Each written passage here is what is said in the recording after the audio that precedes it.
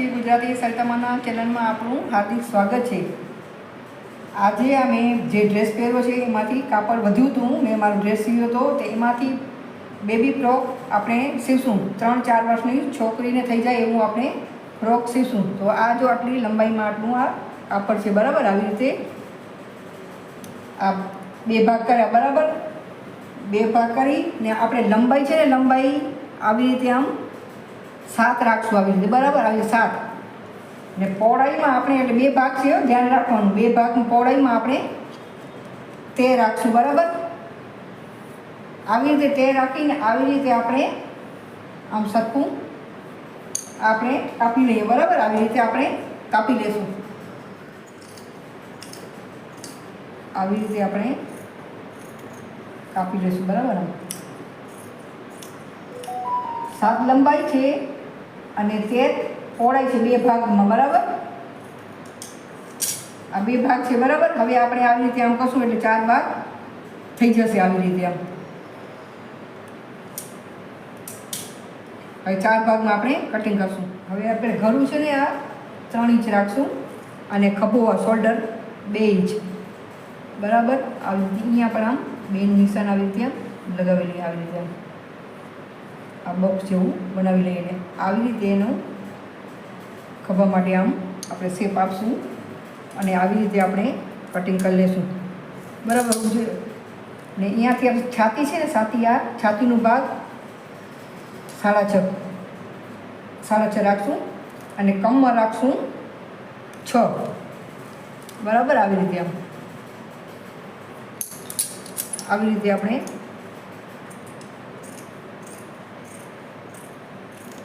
Cutting કરી લઈશું, બરાબર।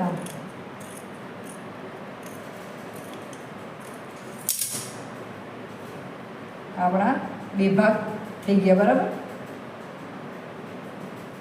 હવે આ પહોળાઈના માપની આપણે ઉપર આમ પટ્ટી નાખવા માટે આ 2 પટ્ટી કાપી લીધી છે, બરાબર। હવે આ શોલ્ડરમાં અંદર પટ્ટી નાખવા માટે આપણે ક્રોસમાં પટ્ટી કાપી લઈશું, બરાબર। આ નાના બટકા હોય એમાંથી આવી રીતે આપણે ક્રોસમાં આપણે આવી રીતે કટિંગ કરી લઈશું, બરાબર। આવી રીતે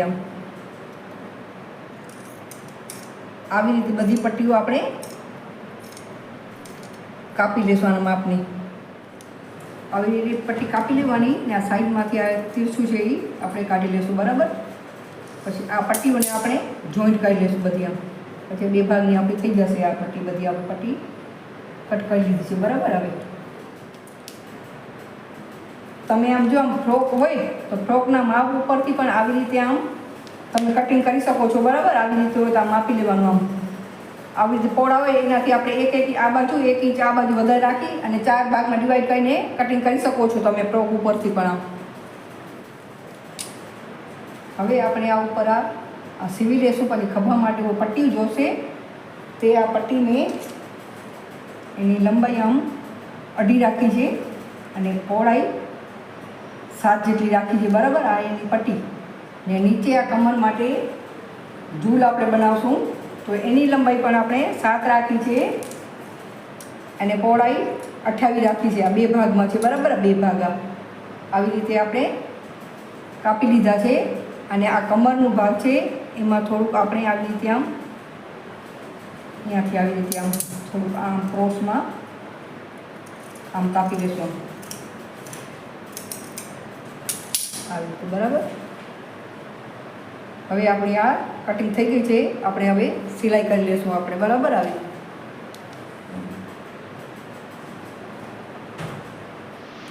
હવે ફ્રોકની આપણે સીધી સાઈડ રાખશું અને આ પટ્ટી આપણે કાપી હતી ઉપર શોલ્ડરમાં આવી રીતે રાખી ને આપણે આમ સિલાઈ મારી દઈએ, આવી રીતે આપણે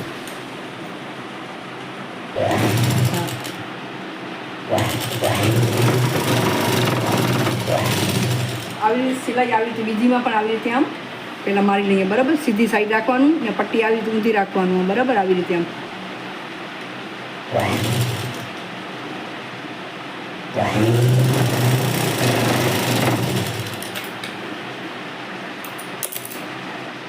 આ સિલાઈ મરાઈ ગઈ છે તો આવી રીતે આમ મશીનના બોર્ડર ઉપર છે ને આપણે આમ ઘસવાનું, બરાબર। ત્યાં મસ્ત ઘડી આવે, બરાબર। આવી રીતે ને ઉપરથી આમ આપણે આવી રીતે આમ એટલે ફિનિશિંગ સરસ દેખાય એની. આવી રીતે આપણે આ પણ આવી રીતે આવી રીતે આ પટ્ટી વાળી લીધી છે ને હવે આ બીજી સાઈડ આવી રીતે આપણે વાળી લઈશું આમ સિલાઈ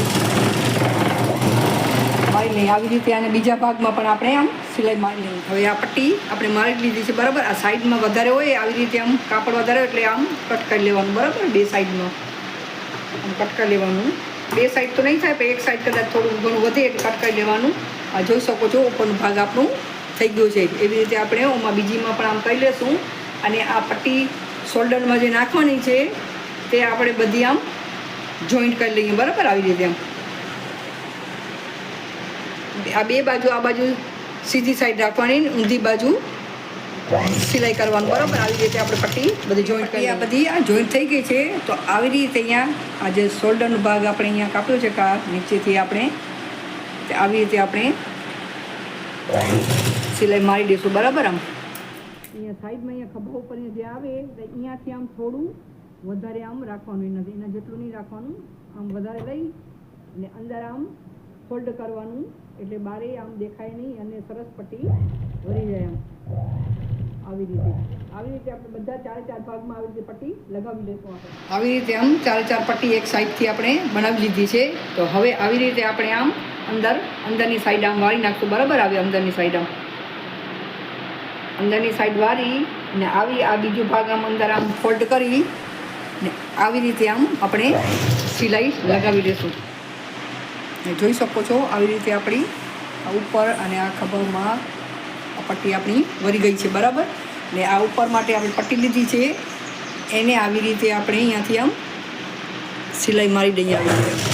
આવી રીતે આપણે બે પટ્ટીમાં ઉપરથી નીચે સુધી સિલાઈ મારી દઈએ.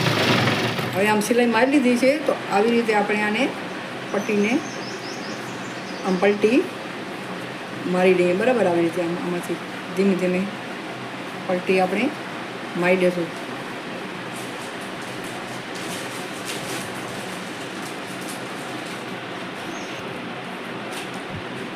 આવી રીતે પટ્ટી આપણી રેડી થઈ જશે. એવી રીતે આપણે બીજી પણ મારી લઈએ બરાબર. ખોલી લઈએ આવી રીતે આમ. પછી આ ખોલી લેશું એમાં આપણે એક સાઈડમાં આવી રીતે આમ કિનારી ઉપર આપણે સાઈડમાં આપણે કિનારી ઉપર સિલાઈ મારી દઈએ આમ એટલે એની ફિનિશિંગ સરસ આવે બરાબર. આવી રીતે આમ જોઈ શકો છો આ બીજી પણ આમાં પડી છે એટલે આવી રીતે આપણે અહીંયાથી દોરો કટ કરી લઈશું ને આને પણ આપણે પલટી મારી દઈએ. હવે આપણી આ પટ્ટી રેડી થઈ ગઈ છે. તો આવી રીતે આ સાઈડમાં આ બાજુ આપણે અંદર આટલું ભાગ રાખશું બરાબર. આમ આ જો અડધા ઇંચ જેટલું અંદર રાખવાનું આવી રીતે આમ. આના ઉપરથી આપણે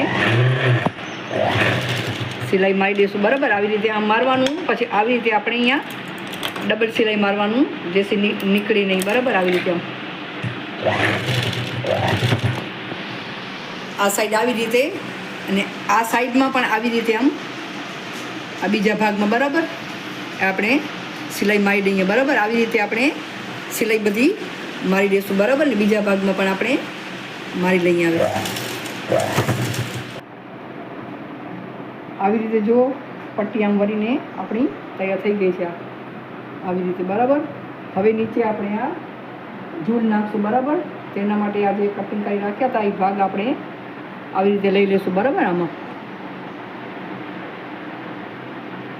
આવી રીતે મશીન રાખી અહીંયા થોડુંક આમ હલાવવાનું. પછી અહીંયાથી થોડા નાના નાના આપણે આવી રીતે આમ ચપટા લગાડી લઈશું બરાબર. અહીંયા ભાગ ઓછું રાખવાનું થોડુંક. અહીંયા નહીં મારવાના સાઈડમાં કમરની સાઈડ આ બાજુથી આવી રીતે આમ આખામાં આપણે ચપટા મારી લે. જો તમને પહેલી વખત સીવતા હોય ખ્યાલ ના આવે તો આવી રીતે આમ બે ભાગ આમ કરી નાખવાના બરાબર. અહીંયાથી આમ કટ લગાવે આના બે ભાગ વાળા એટલે વચમાં રાખી દેવાનું એટલે બે સાઈડ સરખા ચપટા આવે. તમને ખ્યાલ ના આવે તો એવી રીતે આમ વચમાં અહીંયાથી આમ સિલાઈ મારી દેવાની ને આ બાજુના ભાગમાં અહીંયા ચપટા મારવાના આ બાજુ ચપટા મારવાના. એવી રીતે તમે મારી શકો છો. હવે બધા આપણે ચપટા મારી લઈએ બરાબર. આમાં આવી રીતે એક સાઈડના બરાબર આવી રીતે મારી પછી આમ સિલાઈ મારી દેવાનું. આ ઝૂલ બધી સીવી રીતે જોઈ શકો છો બે સાઈડ થઈ ગઈ છે. હવે આપણે એને ફિટિંગ કરવાની સાઈડમાંથી આપણે સીવી લઈશું બરાબર. આવી રીતે આમ બે ભાગ આમ કરી આમાં ડબલ સિલાઈ કરવાની હોય, એક સિલાઈ નહીં, એક સિલાઈથી તો તૂટી જાય. ડબલ સિલાઈ કરવાની, મેં બધી ડબલ સિલાઈ કરી છે. હવે આપણે અહીંયાથી આ ઝૂલ બધી સીવી રીતે જોઈ શકો છો બે સાઈડ થઈ ગઈ છે. હવે આપણે એને ફિટિંગ કરવાની સાઈડમાંથી આપણે સીવી લઈશું બરાબર. આવી રીતે આમ બે ભાગ આમ કરી આમાં ડબલ સિલાઈ કરવાની હોય, એક સિલાઈ નહીં, એક સિલાઈથી તો તૂટી જાય. ડબલ સિલાઈ કરવાની, મેં બધી ડબલ સિલાઈ કરી છે. હવે આપણે અહીંયાથી આપણું આ ફિટિંગ કરીને આપણું ફ્રોક તૈયાર થઈ ગયું છે. આ પ્લાઝો ઉપર નાની છોકરીઓ અત્યારે બહુ પહેરે છે. આ જોઈ શકો છો તમે, આપણું ફ્રોક રેડી થઈ ગયું છે. ફ્રોક સીવું છે એના માટે આપણે પ્લાઝો સીવશું. તો આની લંબાઈ મેં 20 લીધી છે બરાબર. અને પહોળાઈ આપણે અત્યારે અહીંયા 9 જેટલું હોય ને એટલે 9 તો રાખવાનું, આવી રીતે આમ 9 રાખવાનું. અને પહોળાઈ તમે લંબાઈ પ્રમાણે, લંબાઈ જે છોકરી લંબાઈ એ પ્રમાણે તમે રાખી શકો છો બરાબર. આવી રીતે તો આપણે આ 4 ભાગ છે બરાબર. આવી રીતે આમ આ ડબલ ભાગ હોય તો વાંધો નહીં, પણ આ બાજુ આમ સિલાઈ આવશે એટલે થોડુંક આપણે અહીંયાથી વધારે અડધો ઇંચ મૂકી અને 7.5 સુધી આ આપણે પહોળાઈમાં લેશું. 7.5 બરાબર. આવી રીતે આમ 7.5 લેશું અને ઉપર રબર નાખશું. એના માટે આપણે 2 ઇંચ આવી રીતે રાખી દઈએ. આવી રીતે આમ 2 ઇંચ ઉપર ને અહીંયા નીચેથી આપણે હવે ક્રોચ એરિયા માટે આપણે 8 લઈશું બરાબર. આવી રીતે અહીંયાથી આમ આવી રીતે 8 લઈ લઈશું. આવી રીતે આમ 8 ને આ લંબાઈ 8 ને આ 7.5 એટલે આવી રીતે આમ ભાગ આવશે બરાબર. આવી રીતે આમ કરી નાખવાનું આમ ને અહીંયાથી આપણે આ આવી રીતે આમ રાઉન્ડ આકારમાં એનું કટ લગાવવા માટે દેશું. ને અહીંયા તમને જેટલી પહોળાઈ જોતી હોય એટલી રાખશું આપણે બરાબર. હું 7 જ આમ રાખું છું બરાબર. આમ આવી રીતે આમ કરી ને આપણે આના ઉપરથી આમ કટિંગ કરી લઈશું બરાબર. આવી રીતે આમ આ 4 ભાગ છે જોઈ શકો છો, 1 2 3 અને 4. વેસ્ટમાંથી બેસ્ટ બનાવીએ છીએ. આ કાપડ વધ્યું હતું એનું બનાવું છું બરાબર. આ તમને ભાગ ઓછું લાગે તો તમે જોઈન્ટ પણ મારી શકો છો, કાપડ ઓછું હોય તો એવી રીતે. આવી રીતે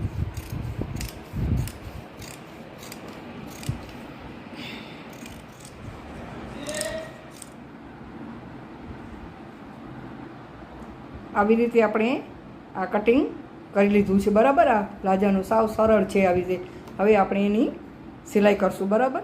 હવે જોઈ શકો છો આનું કટિંગ થઈ ગયું છે બરાબર. અહીંયાથી આવી રીતે ઉપર આમ 7 પહોળાઈ આપણે આમ રાખી છે ને હવે આ 2 ભાગ છે ને એ પહેલાં આપણે જોઈન્ટ કરશું અને આપણે સીવી લઈએ બરાબર. હવે આપણે આ સીવશું તો આ 2 ભાગ આપણે આ લઈ લઈશું. આ સાઈડો છે આપણે આ આવી રીતે આપણે સીવી લઈએ બરાબર. આ 2 ભાગ સરખા નીચે સીધું ભાગ કરવાનું અને ઉપર ઊંધું ભાગ બરાબર. આવી રીતે આપણે સીવી લઈશું. આપણે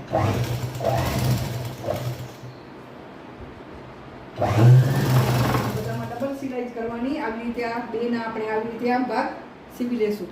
હવે આપણા 2 સાઈડોના ભાગ સિવાઈ ગયા છે તો આપણે હવે આ જોઈન્ટ છે એ આપણે તૈયાર કરશું બરાબર. આ જોઈન્ટ આ 2ના આપણે આવી રીતે આમ રાખી દેવાના બરાબર. આવી રીતે આમ સીવી લેશું. આવી રીતે આપણે જોઈન્ટ અહીંયાથી આવી રીતે આમ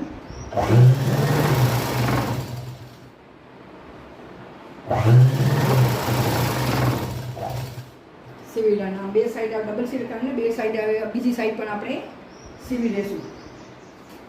હવે જોઈ શકો છો આ જોઈન્ટ આ બાજુ ને આ બાજુ 2 બાજુ આ સિવાઈ ગયા છે બરાબર. હવે આપણે સાઈડમાંથી આમ સિલાઈ લઈ લઈશું બરાબર. આવી રીતે સાઈડમાંથી આમ હવે આપણે આવી રીતે આપણે આ વચ્ચોવચ્ચ સેન્ટર આપણે બરાબર લઈ લઈશું. આવી રીતે આપણે સિલાઈ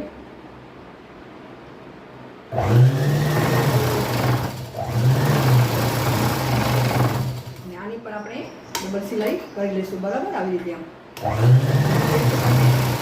મજબૂત બને આવી રીતે આપણે ડબલ સિલાઈ કરી લઈશું.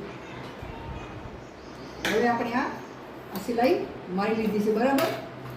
હવે નીચે આપણે બોટમમાં આપણે પટ્ટી વાળી કાપડ ઓછું હતું ને લંબાઈ પૂરી છે એટલે હું નાની પટ્ટી વાળું છું, અને સાવ ઓછું હોય તો આપણે અંદર નીચે બીજી પટ્ટી પણ લગાવી શકીએ છીએ. તો નીચે આપણે બોટમમાં આપણે પટ્ટી મારી સિલાઈ મારી લઈએ. બરાબર. આ નાની સિલાઈ કરું છું. બરાબર. આવી રીતે તમે બીજી કાપડની પટ્ટી પણ અંદર નાખી શકો છો. આવી રીતે આ પટ્ટી લાગી ગઈ છે. બરાબર. હવે આપણે ઉપર રબર માટે આ પટ્ટીને વાળી લઈએ. આવી રીતે 1 ઇંચ આવી રીતે આવી રીતે આપણે પટ્ટી વાળી લઈશું. બરાબર. આવી રીતે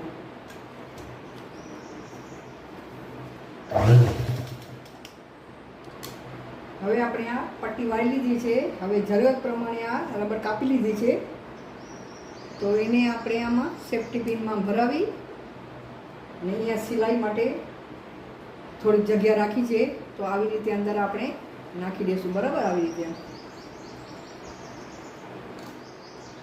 રબર આપણે આવી રીતે નાખી દીધી છે. એ ઉપર આવી રીતે આમ નાખી અને આપણે આવી રીતે અડધા ઇંચમાં એક નીચે ને અડધા ઉપર આમ રાખી ઇંચ અને સિલાઈ કરી લેવાની.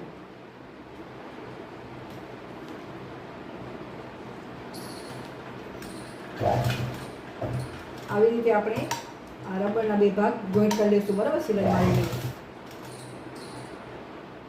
આ જોઈન્ટ મારી દીધું છે. હવે આપણે આ સાઈડમાં જે ખુલ્લો ભાગ હતો રાખ્યો હતો એને આપણે પેક કરી લઈએ, તો આપણું પ્લાઝો પેન્ટ આ બનીને તૈયાર થઈ જશે. આપણી આ પેન્ટ બનીને તૈયાર થઈ ગઈ છે. જોઈ શકો છો આપણી પેન્ટ તૈયાર થઈ ગઈ છે.